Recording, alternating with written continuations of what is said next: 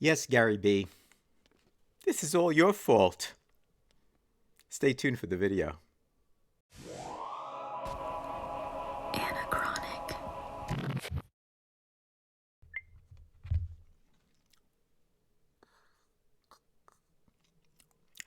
Yes, it's time for another Espresso mail call. And this Espresso mail call is brought to you really by Gary B. Now, as you guys know, I had discussed in the past the fact that in the 60s especially, I was really big on science fiction. Read science fiction books, uh, big fan of Star Trek, The Next Generation. That was just me, and I just got immersed with science fiction.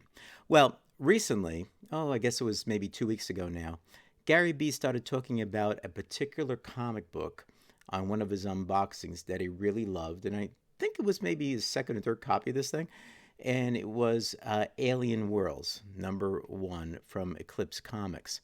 Now, as you guys know, also I like Adam Strange and a lot of these kind of space-oriented type of comic books. Well, when I saw that comic book, I said, "Boy, this is really cool. I think I'd like to get a copy of that." And so I went out looking for the copy. But what I found out was that there was a series, that copy was actually the second series. And the first series was brought to us by Pacific Comics. So I looked into it a little bit more. What I found out is Pacific Comics began life as kind of a distributor and then a store out west. And it was originated by two teenage brothers. And actually, they got involved in distribution. And in 1981, they decided, hey, we see how these comics are going and how we can now distribute directly to stores. And they decided to start their own comic book company. And they did this in the way that Image did it later on.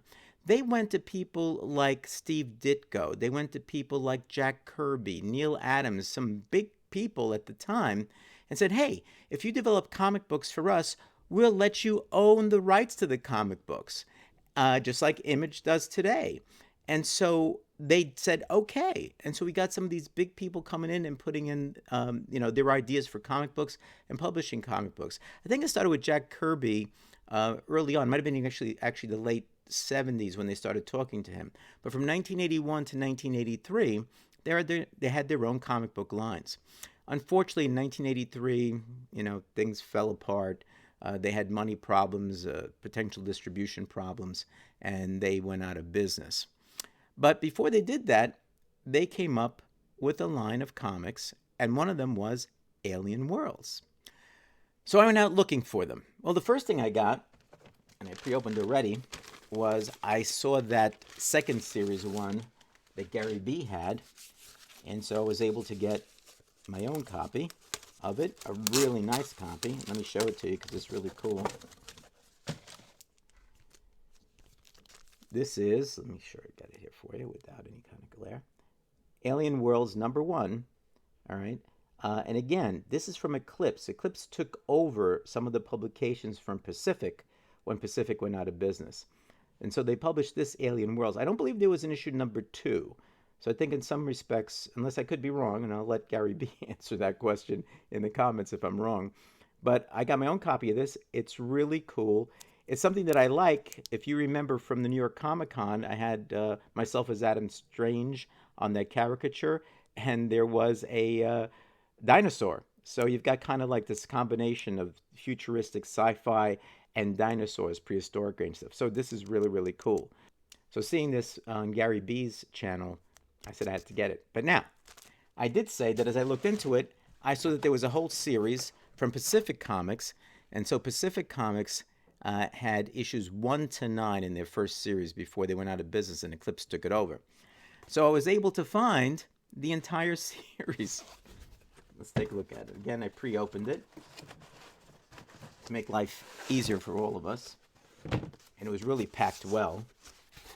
And a nice Gemini wrapper. Let's see. Okay. Yep. So here, now, these are a little bit out of order. And it looks like, well, it was packed really well. But one thing I don't particularly like is they put a bunch of books in one set of bags and boards. So let me take them apart so we could see them a little bit better. Okay, so I took them out of the backboards. As I said, they had more than one in some of the backboards to take a look at them. Now, when I bought this, I did say there were 9 issues included, which was correct. So it was not false advertising. But I thought the 9 issues were issues number 1 to 9 of that first series. Not the case. But there was one comic in there, part of the 9, which I didn't even know existed. So kind of interesting. But let's see what I got here. Let me put on my glasses so I could see them better.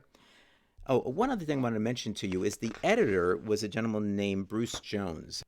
He wrote most of the stories, at least in the first Pacific Comics versions. I'm not sure if he continued doing it during the Eclipse. But these covers are just dope. Take a look at this. Here's the first one. Alien Worlds number 1. Take a look at that. Really nice. Oh, look at the back, too. I'll show you the back. Twisted. Subscribe now. It's another issue. I have number 2 here as well. Let me take it out. I guess I'll leave it in there. I have number 2 as well. Look at that. Isn't that beautiful? So number 3.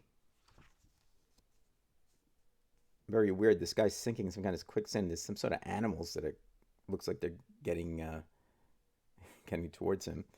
And I guess Twisted, which is advertised in the back, must have been one of their other publications they were trying to push. I really like this number 4. Take a look at this number 4. The woman out in space like that. Really cool, isn't it? Very nice. Number 5. And look, they look like they're painted copies, most of these. This is number 5. Look at this one, huh? Beautiful. But here's number 8. Take a look at that. I love these covers. And the last one, number 9. Now, if you notice, this one has the Eclipse logo up here, as opposed to the, let me get one with the Pacific on it, as opposed to the Pacific logo that's there. That's when they took over. Now, so I did say there were 9 issues.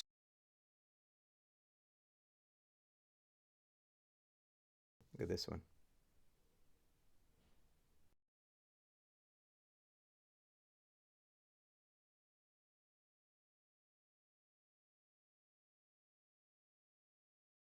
But as you can see, this is the old type of 3D where you need the red green glasses. You see the inside. I don't know if you can really see it because my lighting here is pretty bright. Here we go.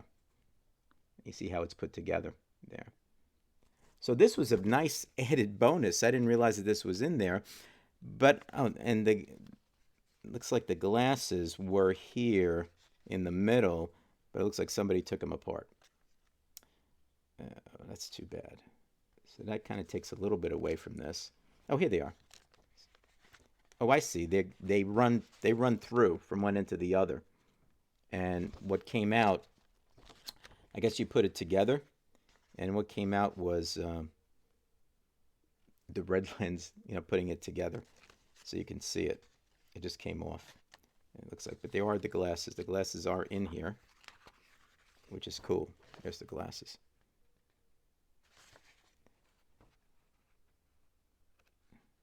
Very nice. Even the ads are in 3D. See the vanity ad there? That's even in 3D. So, thanks to Gary B., the casual comic guy, I went out searching for copies of Alien Worlds. Didn't quite get the full run of Volume 1. And also, I got the same one that Gary liked so much. Now, before I finish up this Espresso mail call, first of all, let me finish up the espresso. Okay. Gary B., the casual comic guy, is going for his 1,000 subscriber base. And there's big prizes and all of that. So I'm going to put his link in the description below. I've already done a video about it to enter his contest. But I want you guys, if you haven't checked out Gary B's channel, to go ahead and check it out and subscribe to it. He's about 29, 30 people away, so he's just about there. You want to be part of that, don't you? So check it out. Thanks for watching, guys. If you enjoyed it, please give it a thumbs up. Share the video with your friends. Subscribe if you haven't to my channel as well. Be well, and I'll see you soon.